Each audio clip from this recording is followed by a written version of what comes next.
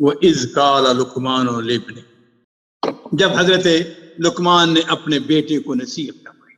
وہو یعظہ، ایک باپ اپنے بیٹے کو نصیحت کرتا ہے. اور علماء اکرام نے، مفسرین نے اس کے بارے میں لکھا ہے کہ باپ ہمیشہ اپنے بیٹے کو چاہتا ہے کہ میرا بیٹا اعلیٰ مناظر پہ پہنچ جائے، اعلیٰ مرتبے پہ پہنچ جائے، وزیر بن جائے، بادشاہ بن جائے، کنگ بن جائے. والد چاہتا ہے، والد کی تمنا ہوتی ہے کہ میرا بیٹا مجھ سے بھی آگے نکل. اب ایک باپ کون؟ حضرت لقمان علیہ السلام، جن کی پہلے ہم تاریخ سن چکے ہیں. وہ اپنے بیٹے کو وصیت کر رہے ہیں. اور کیا کہا؟ وَإِذْ قَالَ لُقْمَانُ لِابْنِهِ وَهُوَ يَعِظُهُ، ان کو وصیت کر رہے ہیں، اس کو نصیحت کر رہے ہیں. اور وہ کیا ہے؟ یا بنی لا تشرک باللہ، میرے بیٹے شرک نہ کرنا. ان الشرک لظلم عظیم، شرک جو ہے یہ سب سے بڑا گناہ ہے. یاد رکھیے کہ شرک جو ہے اس سے بڑا گناہ کوئی نہیں ہے. نبی علیہ الصلوۃ والسلام نے سے پوچھا گیا کہ ای ذنب اکبر عند اللہ، اللہ کے رسول صلی اللہ علیہ وسلم ہمیں بتائیں کہ سب سے بڑا گناہ کیا ہے اللہ کے ہاں. تو نبی علیہ الصلوۃ والسلام نے فرمایا کہ ان تدعو للہ ندا وہو خلقک، کہ تو اپنے رب کے ساتھ کسی کو شریک ٹھہرائے حالانکہ اس نے تم کو پیدا کیا ہے. اور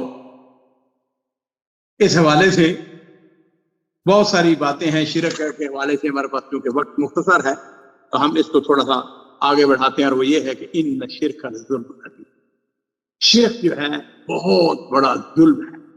یاد رکھیے کہ قیامت والے دن اندھیرے ہوں، اور ان اندھیروں میں سب سے بڑا اندھیرا کیا ہے؟ شرک کا اندھیرا ہے.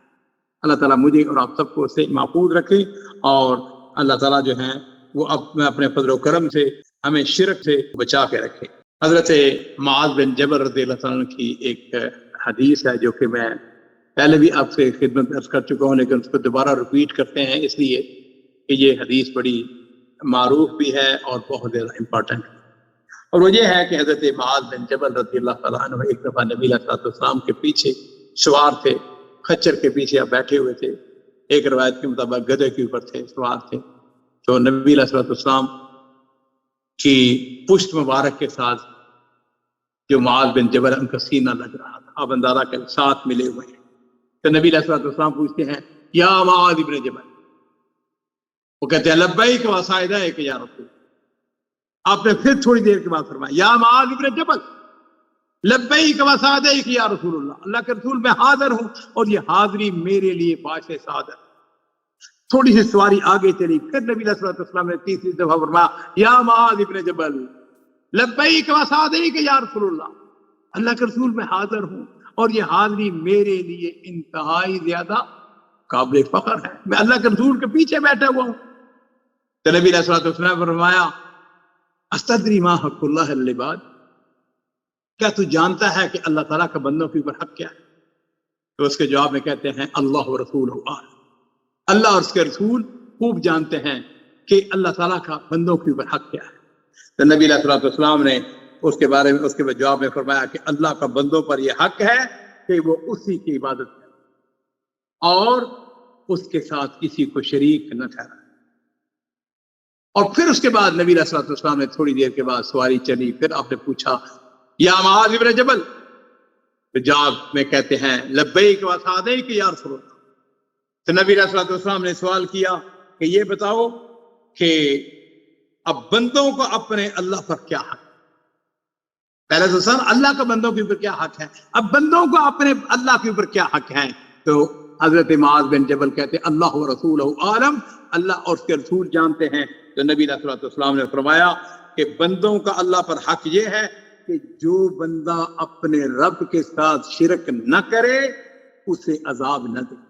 اور فرمایا اسے میں نے، معاذ بن جبل کہتے ہیں اللہ کے رسول کیا میں لوگوں کو خوشخبری نہ سنا دوں؟ بہت بڑی خوشخبری ہے.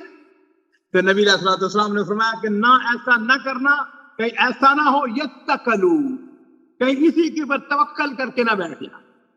تو بہرحال یہ حدیث جو ہے یہ کتاب التوحید کے اندر امام محمد بن عبد الوہاب رحمہ اللہ اپنی کتاب التوحید کے اندر سب سے پہلی حدیث جو لے کے آئے ہیں یہی حدیث لے کے آئے ہیں. اور اس سے یہ پتہ چلتا ہے کہ شرک جو ہے اللہ تعالیٰ کے ہاں سب سے بڑا گناہ ہے، لیکن اگر کوئی شرک نہیں کرتا ہے تو پھر وہ بہت بڑا انسان ہے اور بہت اچھا انسان ہے، اور اس کو اللہ تعالیٰ جو ہے اپنے فضل و کرم سے جنت عطا فرمائیں گے، اس کو عذاب نہیں دیں گے۔